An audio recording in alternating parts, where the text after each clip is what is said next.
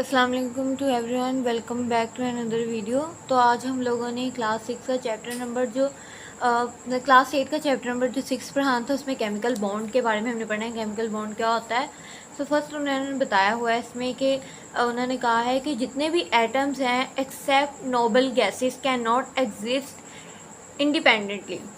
Atoms of the elements, उन्होंने कहा जितने भी एटम्स के एलिमेंट्स हैं except noble gases can not exist. उन्होंने कहा सिवाय नोबल गैसेस के जो एटम्स है वो एग्जिस्ट नहीं करता। उन्होंने कहा एटम्स ऑफ द एलिमेंट जो है वो एग्जिस्ट करते हैं एक्सेप्ट यानी सिवाय नोबल गैसेस जो है वो एग्जिस्ट नहीं करती केमिकल बॉन्ड के अंदर। इसमें ज़्यादातर ये होता है जितने भी मॉलिक्यूल्स के फॉर्मूले होते हैं वो यूनिट ऑफ यानी मॉलिक्यूल्स के फॉर्मूला यूनिट और यूनिट फॉर्म जो है वो सारे इसके अंदर बताए गए, हम पढ़ेंगे। फर्स्ट जो है इसका इंट्रोडक्शन बता दिया है कि नोबल गैसेस जो हैं वो एग्जिस्ट नहीं करती केमिकल बॉन्ड के अंदर। बाकी जो एटम्स हैं वो जो है एग्जिस्ट करते हैं, कह लेंगे पाए जाते हैं, अंदर कंसिस्ट होते हैं। केमिकल बॉन्ड एक ऐसी फोर्स है जो एटम्स के टुगेदर एटम्स को लेके चलती है फॉर्म ऑफ मॉलिक्यूल में, फॉर्मूला यूनिट में। ये इसके जो वैलेंस शेल होते हैं वो ज़्यादातर atoms is the most of element except noble gases are incomplete. उनका एटम्स के अंदर जो वैलेंस शेल होते हैं वो अनकम्प्लीट होते हैं। They have 1 to 7 electrons. एक वैलेंस शेल के अंदर 1 से 7 इलेक्ट्रॉन्स होते हैं जो जिनके अंदर स्टेबिलिटी होती है कि वो एटम्स जितने भी हैं उन्हें इतनी स्टेबिलिटी होती है, इतनी एनर्जी होती है कि वो एटम्स को डोनेट भी कर सकें और एक्सेप्ट भी कर सकें, मीन्स के ले भी सकें और दे भी सकें इलेक्ट्रॉन। वैलेंस शेल को के अंदर जो है उन्होंने बताया है कंप्लीट जो है वैलेंस शेल के अंदर इलेक्ट्रॉन्स के अंदर इतनी अटेन स्टेबिलिटी होती है कि वो इलेक्ट्रॉन्स को एक्सेप्ट भी कर सकते हैं और डोनेट भी कर सकते हैं। ठीक है, हमने 3 चीज़ें ऊपर पढ़ी हैं। फर्स्ट हमने पढ़ा है कि जो एटम्स होते हैं वो एग्जिस्ट करते हैं केमिकल बॉन्ड के अंदर, ना कि उनके अंदर नोबल गैसेस करती हैं। सेकंड बात हम लोगों ने ये पढ़ी कि ये यूनिट है फॉर्मूला यूनिट्स का भी और मॉलिक्यूल्स का भी, जो केमिकल बॉन्ड। थर्ड हमने पढ़ी कि वैलेंस शेल जो होते हैं वो अनकम्प्लीट होते हैं किसके अंदर, एटम्स के अंदर, और 1 से 7 उनका इलेक्ट्रॉन्स होते हैं वैलेंस शेल के अंदर, और उनके अंदर इतनी एनर्जी इतनी पावर होती है कि वो जो है अपना एटम्स को के अंदर जो इलेक्ट्रॉन्स होते हैं वैलेंस शेल के उन्हें कंप्लीट एक्सेप्ट ले भी सकते हैं, दे भी सकते हैं। और जितनी भी इलेक्ट्रॉनिक कन्फिग्रेशन होती है ये किसके करीब होती है, नोबल गैस के नियरेस्ट होती, करीब होती। ठीक है, अब हम लोगों ने इसमें पढ़ना है आयनिक बॉन्ड क्या होता है।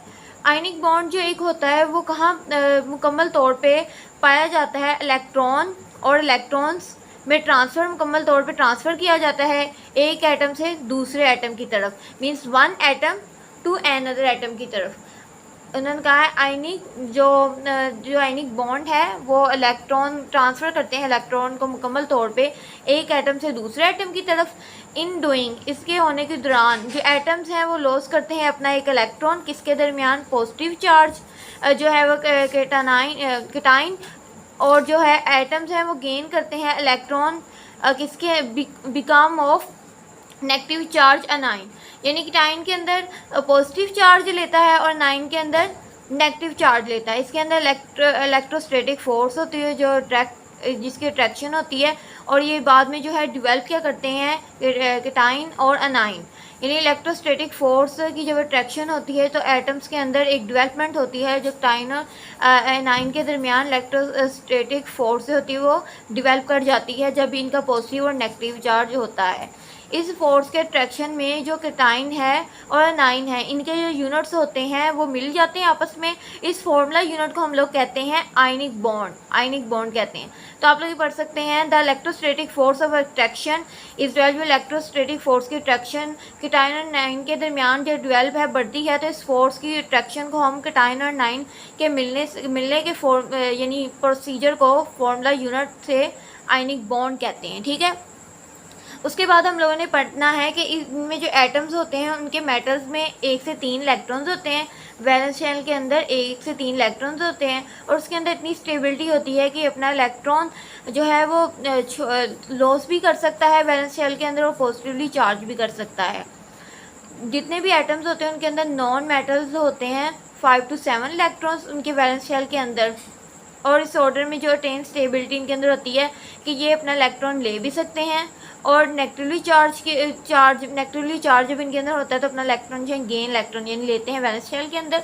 और जब एटॉमिक नंबर का प्रोसीजर होता है, एटॉमिक नंबर, तो ये सोडियम होता है, इसके अंदर 11 होते हैं। इलेक्ट्रॉनिक कॉन्फ़िगरेशन जो होती है वो सोडियम के अंदर 2 8 से 1 तक होती है और उसमें यह होता है कि इनके इलेक्ट्रॉन जो है लॉस हो जाते हैं, चले जाते हैं। इसे अटेन स्टेबल कॉन्फ़िगरेशन भी कहते हैं। नियरेस्ट किसकी होती है? नोबल गैस के। मीन्स कैसे, ये उन्होंने बताया है सोडियम, ये उन्होंने बताया है सोडियम एटम, इसके अंदर अब वो स्टेबल कॉन्फ़िगरेशन हुई है जिसके अंदर एक इलेक्ट्रॉन जो है पॉजिटिव चार्ज में मैंने आपको ये बताया था, यहाँ नेगेटिव चार्ज उन्होंने बताया है कि जिसमें ये होता है कि इलेक्ट्रॉन जो है वो एक एटम को गेन करता है। तो ये पॉजिटिव चार्ज है, तो ये नेगेटिव चार्ज है। तो एक यहाँ बताया गया था 1 और एक 8 और 2।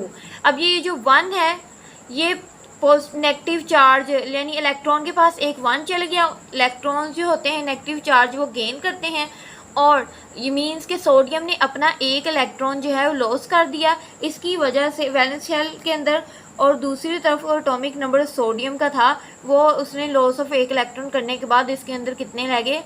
पॉजिटिव में सोडियम आयन रह गया 2 और 8। और इसी एटॉमिक नंबर में जो इसी तरह क्लोरीन है वो 17 है।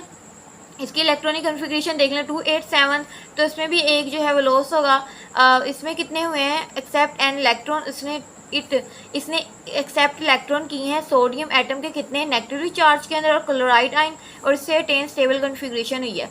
इसी तरह इसने 2 8 7 था, एक इलेक्ट्रॉन जो है वो इसने लूज़ कर दिया है। और इसी तरह 2 8 7 और इसके यहाँ इसने एक्सेप्ट किया है, ये एक्सेप्ट किया है इलेक्ट्रॉन, ऊपर से लॉस किया था तो वो 1 रह गया था पीछे, यहाँ इसने एक्सेप्ट किया है तो ये 7 था तो प्लस होके 1 हो गया यानी 8 हो गया, तो ये क्लोराइड आयन बन गया। सो यस, ये था आज का लेक्चर। हम लोगों ने अच्छे समझ लिया कि केमिकल बॉन्ड क्या होता है और हम लोगों ने ये समझा कि इसकी कॉन्फ़िगरेशन किस तरह की होती है। बाकी सारे स्टेप्स भी ऐसे ही हैं।